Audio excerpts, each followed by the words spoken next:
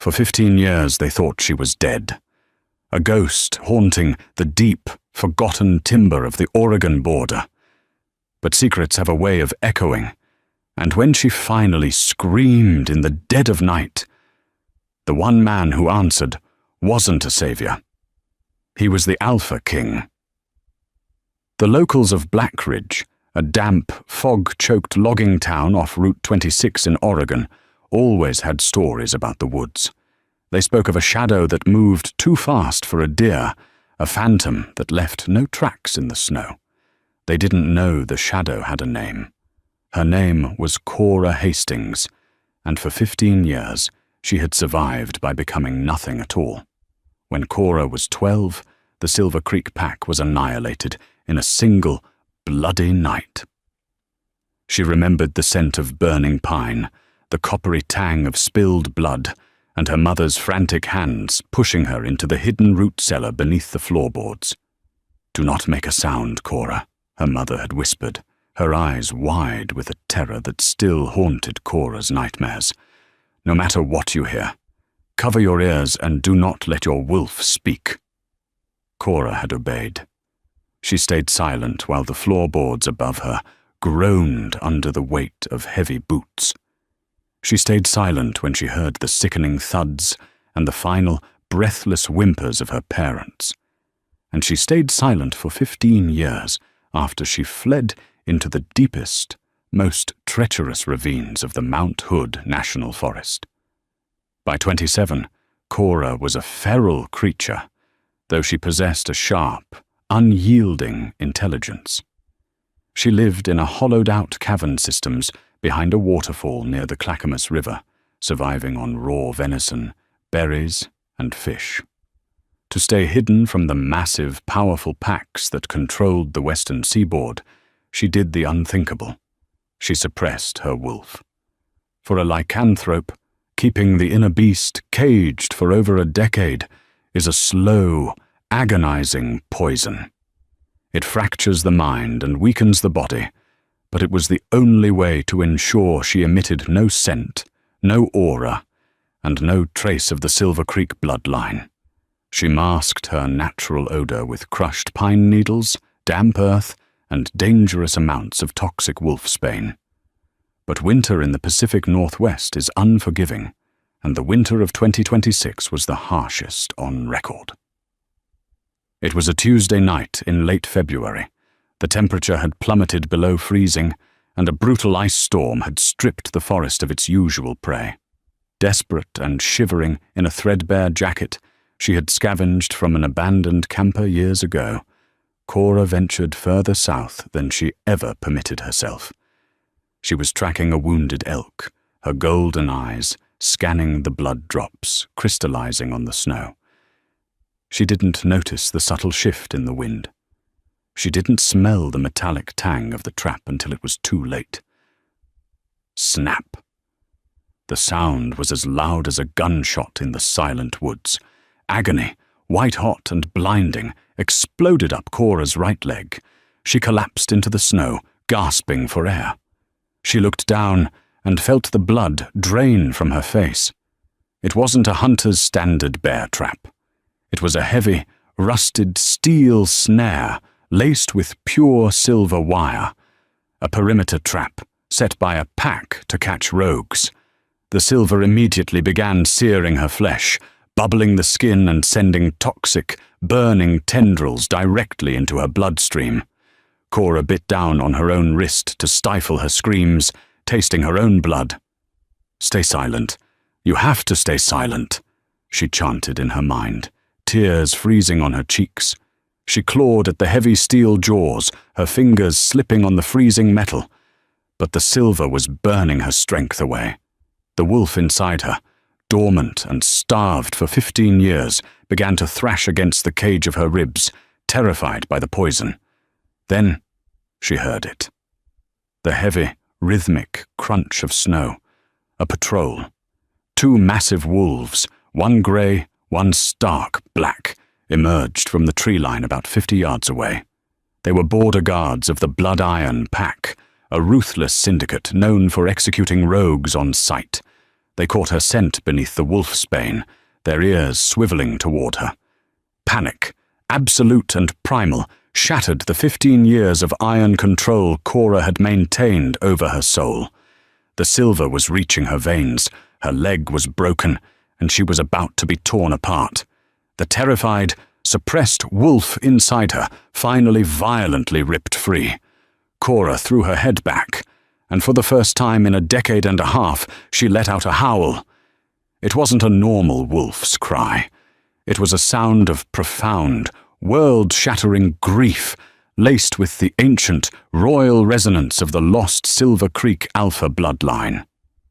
The sheer frequency of the scream visibly staggered the two approaching border guards, forcing them to flatten their ears in pain. The sound ripped through the canopy, echoing over the mountains, carrying 15 years of loneliness, trauma, and a desperate plea for survival into the freezing night. Then, Cora's vision went black. 20 miles away, inside the sprawling, glass-walled Blackwood estate that overlooked the city lights of Portland, Silas Sterling abruptly stopped speaking. Silas was not just an alpha. He was the Alpha King of the Western Territories. At 32, he commanded the loyalty of 40 packs. He was a man of terrifying power, known for his cold calculation, his tailored charcoal suits, and eyes the color of a stormy sea. He was in the middle of a tense negotiation with 3 visiting alphas in his boardroom when it hit him. It didn't register in his ears. It struck him directly in his chest, a force so violent he actually gripped the edge of the mahogany conference table, his knuckles turning white. His heart seized. "Silas?" asked his second-in-command, Caleb Montgomery, stepping forward with a frown. Caleb was a charming, sharp-featured man with sandy blonde hair who had been by Silas's side for over a decade. "Are you all right?" Silas couldn't breathe. His inner beast, a massive, scarred creature that rarely showed agitation, was suddenly clawing at his mind, roaring in a frenzy of protectiveness and panic. "Mine!" the beast bellowed. "Mate! Dying!" Before Caleb or the other alphas could react, Silas shoved past them, his eyes flashing a brilliant, terrifying gold. The glass of the boardroom windows rattled from the sheer output of his sudden aura. He didn't bother taking the stairs. He threw open the balcony doors and vaulted over the railing, shifting in mid-air. He landed in the snow below as a monstrous, midnight black wolf, easily the size of a draft horse. Without a backward glance, Silas tore into the forest, leaving his bewildered guests behind. The run was a blur. Silas let his wolf take complete control, navigating the treacherous mountain terrain with supernatural speed. The desperate cry still echoed in his blood, drawing him like a magnet. He crossed the Clackamas River in a single bound, tearing through the dense thickets of Mount Hood. He could smell her now, the faint, sweet scent of rain and crushed violets, utterly ruined by the sickening metallic stench of burning silver and blood. He burst into the clearing, just as the 2 blood-iron border guards were shifting back into their human forms, drawing hunting knives as they approached the unconscious woman bleeding in the snow. Silas didn't even slow down. He hit the grey wolf with the force of a freight train, snapping the man's collarbone with a sickening crunch and sending him flying into an oak tree. The black wolf turned, eyes wide with terror, as he recognized the monstrous, towering form of the Alpha King. Silas let out a deafening roar that shook the snow from the branches, his fangs bared. The unstated command was absolute. Run or die. The uninjured guard scrambled backward, grabbed his unconscious partner, and fled into the darkness. Silas immediately shifted back to his human form, uncaring of the freezing wind against his bare skin. He dropped to his knees beside the frail, motionless figure. She was tiny, starved, and shivering violently. Her clothes were rags, but when he brushed the matted, dirt-caked hair from her face, his breath hitched The mate bond snapped into place, a cosmic tether locking his soul to hers. But there was no time to marvel at it. The silver trap was biting deep into her shin, the skin around it, charred, black, and weeping. "I've got you," Silas murmured, his deep voice trembling with an unfamiliar emotion. "You're safe now." He gripped the heavy steel jaws of the trap. Even for an Alpha King, the silver burned his hands, searing his palms, but he didn't flinch. With a brutal grunt of exertion, he ripped the trap open, snapping the thick metal mechanism entirely. He tossed the cursed object aside and carefully gathered Cora into his arms. She weighed almost nothing. He carried her to the highway, where Caleb and a convoy of pack SUVs were already pulling up, tires screeching on the black ice. Caleb leaped from the lead vehicle, holding a heavy wool blanket. "Silas, who is she? What happened?" Caleb demanded, his eyes darting to the unconscious woman. "Get Dr. Harrison ready." "Now," Silas growled, wrapping Cora tightly in the blanket and climbing into the back seat of the SUV. He held her against his chest, channeling his own body heat and alpha aura into her to keep her heart beating. The ride back to the estate was a tense, silent blur. Cora was immediately rushed into the pack's state-of-the-art underground medical wing. For 6 hours, Silas paced the polished marble floors outside the surgical suite, refusing to speak, refusing to wash the dried blood from his hands. His mind raced. A feral wolf, living entirely off the grid, carrying a scent he had never encountered, yet holding the other half of his soul. When Dr. Harrison finally emerged, the older man looked exhausted. "She'll live, Alpha, but barely. The silver poisoning was extensive, and she's severely malnourished. Her wolf has been dormant for so long it's practically catatonic. I've never seen anything like it. It's a miracle she survived the shock." "I want to see her," Silas commanded, pushing past the doctor. He entered the dimly lit recovery room. Cora lay in a massive hospital bed, hooked to an IV, looking impossibly small amidst the stark white sheets. Silas pulled up a chair, sitting vigilantly by her side, watching the steady rise and fall of her chest. It was nearly dawn when her eyelashes fluttered. Cora groaned, a soft, broken sound, and slowly opened her eyes. She stared at the pristine white ceiling, then the monitors, panic instantly spiking her heart rate. She tried to bolt upright, but Silas gently placed a warm, heavy hand on her shoulder. "Easy. Do not move," he said, his voice a low, soothing rumble. "You're safe." I removed the trap. Cora froze, her golden eyes locking onto his. She inhaled sharply, immediately catching the overwhelming dominant scent of an alpha. Not just an alpha, a king. Terror, cold and sharp, flooded her veins. She pressed herself back against the headboard, pulling her knees to her chest despite the cast on her leg, her breathing turning hyperventilated. "Who? Where am I?" she rasped, her voice rough and unused from years of silence. "You are at the Blackwood estate. I am Silas Sterling," he said slowly, trying to project calm. "You are my mate." Cora's eyes widened in horror. "No," she whispered. "No, no, no, let me go. You have to let me go." Before Silas could calm her down, the heavy oak door to the hospital room swung open. Caleb Montgomery stepped in, carrying a tablet and 2 cups of coffee. "Silas, the council is demanding to know why you walked out of the—" Caleb stopped dead in his tracks. The coffee cup slipped from his hands, shattering against the linoleum floor, hot liquid splashing everywhere. He stared at the woman in the bed, his usually composed face draining of all color.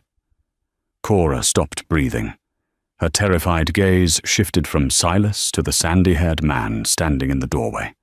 15 years vanished in a heartbeat. She remembered the root cellar. She remembered peering through the cracks in the floorboards. She remembered the man who had stood over her father's bleeding body, plunging a silver dagger into the Alpha's chest with a cold, triumphant smile. It was Caleb. "You," Cora choked out, pointing a trembling, bruised finger at the Alpha King's most trusted advisor. "You killed them." The silence in the underground medical wing of the Blackwood estate was absolute, heavy, and suffocating. The only sound was the frantic, erratic beeping of Cora's heart monitor.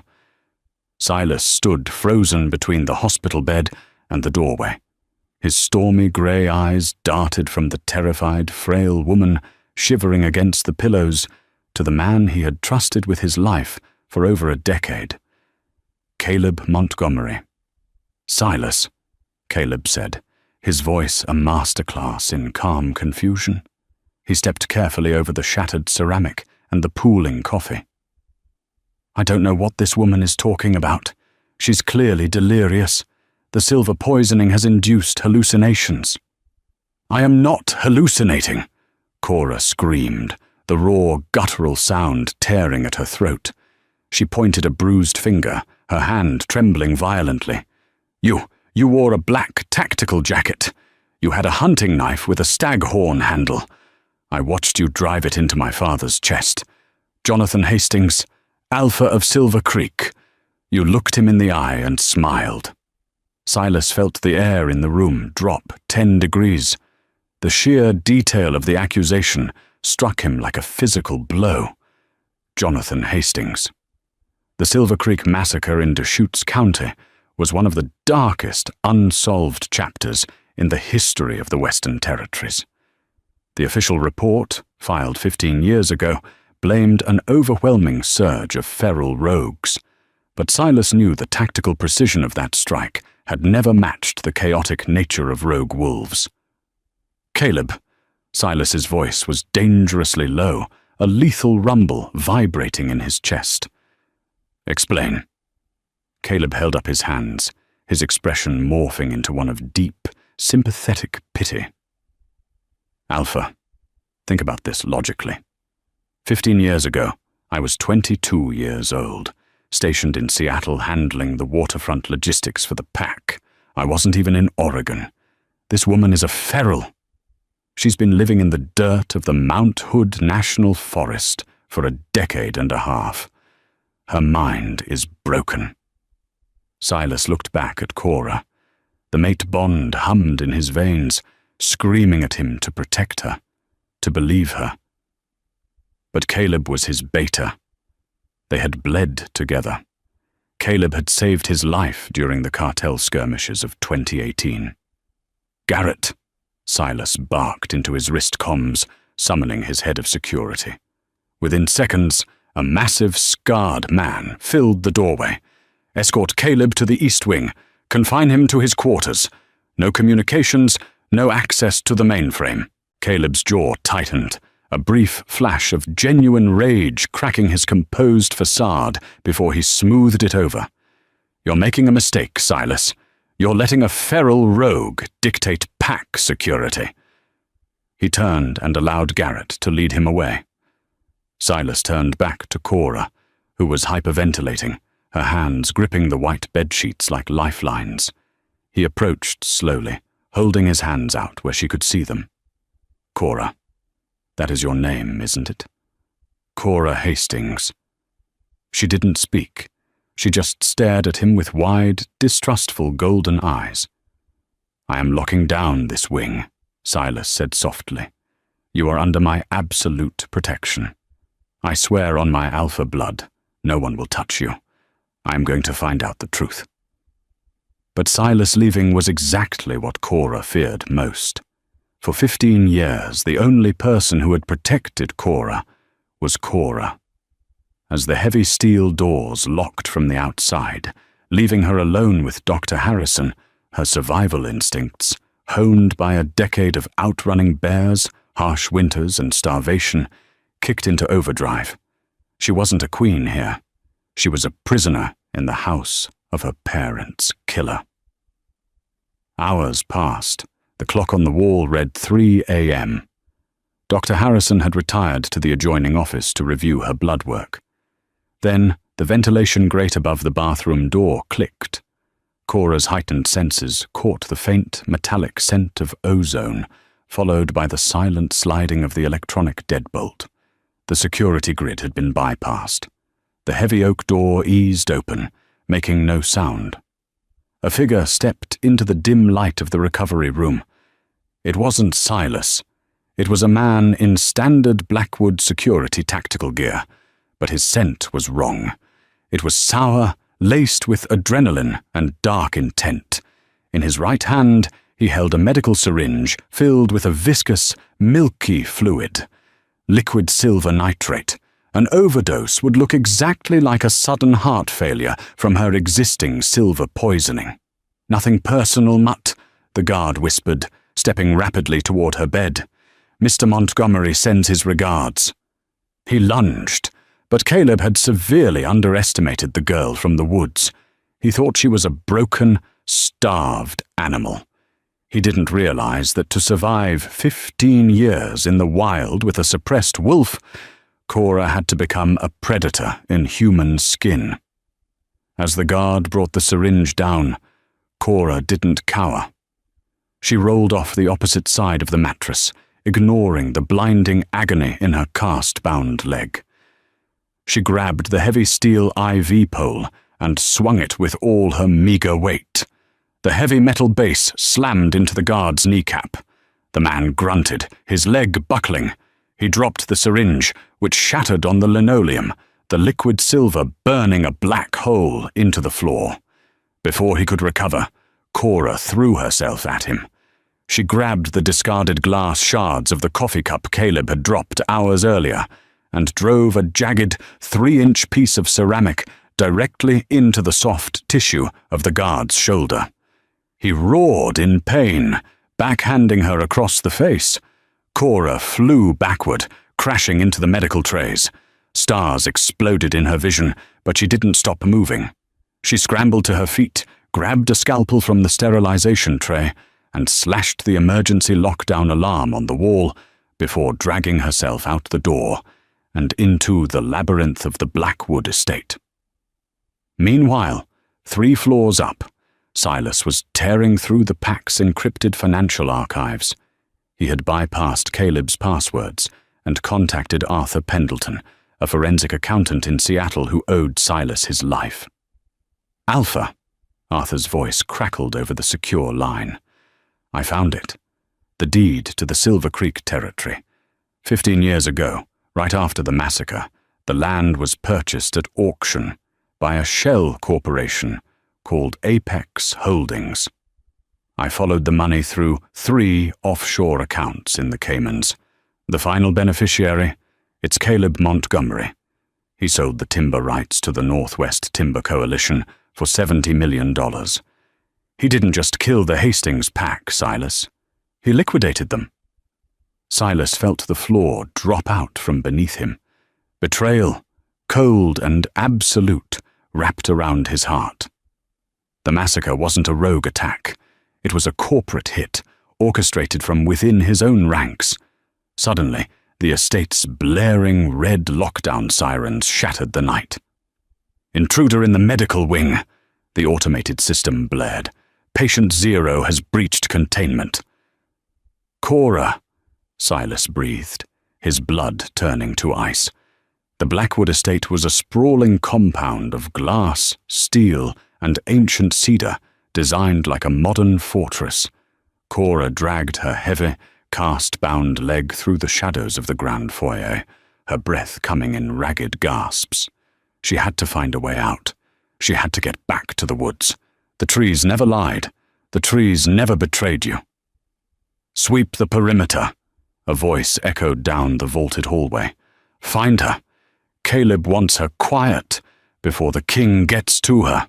Cora ducked behind a massive marble pillar as 3 armed guards jogged past. The pack was divided. Caleb had clearly bought the loyalty of a formidable faction of Silas's own men. She limped toward the massive glass front doors, but suddenly the floodlights illuminating the driveway snapped on, blinding her. She shielded her eyes. Standing between her and the freezing night air was Caleb Montgomery, flanked by 6 massive wolves in their shifted forms, teeth bared, saliva dripping onto the polished hardwood floors. Caleb was no longer wearing his charming smile. He held a customized Sig Sauer pistol, the magazine loaded with silver hollow points. "You are a very stubborn ghost, Cora Hastings," Caleb sneered, cocking the weapon. "I should have burned that root cellar to the ground when I had the chance. You cost me a lot of money tonight." "You slaughtered children," Cora spat, her voice surprisingly steady despite her trembling body. "You wiped out an entire bloodline for timber rights." "Welcome to the real world," Caleb laughed coldly. "Kings and queens are fairy tales. Power belongs to the men who are willing to pull the trigger." He raised the gun, aiming it directly at her chest. "Say hello to your father for me." Crash. The 60-foot glass ceiling of the ground foyer imploded, raining thousands of razor-sharp shards down upon them like a deadly, glittering storm. Through the falling glass descended Silas Sterling. He didn't land in his human form. He hit the marble floor as a towering, midnight black beast of pure nightmare. The Alpha King had arrived, and his wrath was a physical, crushing weight in the air. Silas didn't hesitate. He lunged at Caleb's guards. The sheer brutality of the Alpha King in combat was a terrifying spectacle. He caught the first grey wolf by the throat, snapping its neck with a sickening crunch before tossing it aside. He spun, his massive claws ripping through the flank of a second attacker, sending the beast crashing through a mahogany side table. "Kill him!" Caleb screamed, backing away and firing wildly. A silver bullet grazed Silas's shoulder, drawing a line of sizzling, smoking blood. The Alpha roared, but the silver slowed him down, burning his nervous system. The remaining 4 traitorous wolves piled onto Silas, using their combined weight to pin the massive black wolf to the floor. They tore at his flesh, fighting with the desperate frenzy of men who knew they were already dead. Caleb stepped forward, aiming his gun directly at Silas's head. "The king is dead," Caleb mocked, his finger tightening on the trigger. "Long live the king." Cora watched Silas bleeding on the marble floor, the man who had carried her out of the freezing snow, the man who had promised her protection. She felt the mate bond flaring, a brilliant, agonizing tether of light connecting her soul to his. She looked at Caleb, the man who had stolen her childhood, her family, her voice. For 15 years, Cora had locked her inner wolf in a cage of fear, starving it, hiding it, begging it to remain silent. But as she watched Caleb prepare to execute her mate, the cage didn't just open. It shattered into 1,000,000 pieces. Cora didn't shift. Shifting took time. Instead, she let her dormant, pure-blood alpha aura explode outward in its human form. Her eyes ignited into a blinding, luminescent gold. The air in the foyer violently compressed, the atmospheric pressure dropping so rapidly that the remaining intact windows shattered outward. "Enough!" Her voice wasn't human. It was the combined, echoing roar of generations of Silver Creek alphas, a sound of such ancient, crushing dominance that it bypassed the ears and vibrated directly in the marrow of the bones. The effect was instantaneous. The 4 wolves pinning Silas whimpered, their instincts violently overriding their loyalty to Caleb. They collapsed to the floor, bellies exposed, whining in absolute submission to the overwhelming pressure of a true alpha queen. Caleb dropped to his knees, his hands flying to his ears as blood trickled from his nose. The sheer force of her aura was suffocating him. He tried to raise his gun, his hands shaking violently, but he couldn't fight the genetic command of the bloodline he had tried to erase. Silas, freed from the pile, shifted back into his human form. He was bleeding from a dozen silver burns, his chest heaving, but his stormy eyes were locked on Cora with a mixture of absolute awe and fierce pride. He walked slowly toward Caleb, who was gasping for air on the glass-covered floor. Silas reached down, ripped the silver gun from Caleb's trembling hand, and threw it across the room. "Garrett!" Silas roared, the command echoing through the ruined estate. Within seconds, the true, loyal guards of the Blackwood Pack flooded the foyer, their weapons drawn. "Take him to the deep cells," Silas ordered, his voice cold as ice, glaring down at his former friend. "He doesn't get to die quickly. He is going to answer for every life he took at Silver Creek, and every lie he told in this house." As they dragged Caleb away, Silas turned back to Cora. The golden light in her eyes slowly faded back to a soft, exhausted amber. The adrenaline left her system, and her fractured leg finally gave out. She started to fall, but Silas was there in a heartbeat, catching her in his arms. He held her tight against his chest, burying his face in her tangled hair. "You're safe," Silas whispered, his voice cracking with emotion. "I swear to you, Cora, the hiding is over. You are never going to be cold, or hungry, or hunted again." Cora rested her head against his steady, beating heart. For the first time in 15 years, she didn't smell danger, or blood, or the cold bite of winter. She smelled pine, and rain, and home. "I know," she whispered, closing her eyes. 6 months later, the Black Ridge woods were quiet once again, but it was no longer a haunting silence. The Silver Creek Pack had been officially reinstated, its stolen lands reclaimed, and legally transferred back to the Hastings name. Standing on the balcony of the Blackwood estate, overlooking the vast, emerald canopy of the Oregon wilderness, King Silas Sterling wrapped his arms around the waist of his mate. Cora Hastings stood tall, the scars of her past still visible, but her spirit unbroken. She wore no rags, only the elegant silk of a queen, her golden eyes watching the horizon, not with fear, but with the quiet, unshakable strength of a survivor who had finally found her throne. If Cora's incredible journey from a hidden survivor to a powerful queen kept you on the edge of your seat, smash that like button. Don't forget to share this story with your fellow werewolf romance fans, and subscribe to the channel for more thrilling, suspenseful, and heart-pounding audio dramas. Drop a comment below. What would you have done if you were in Cora's shoes? See you in the next video.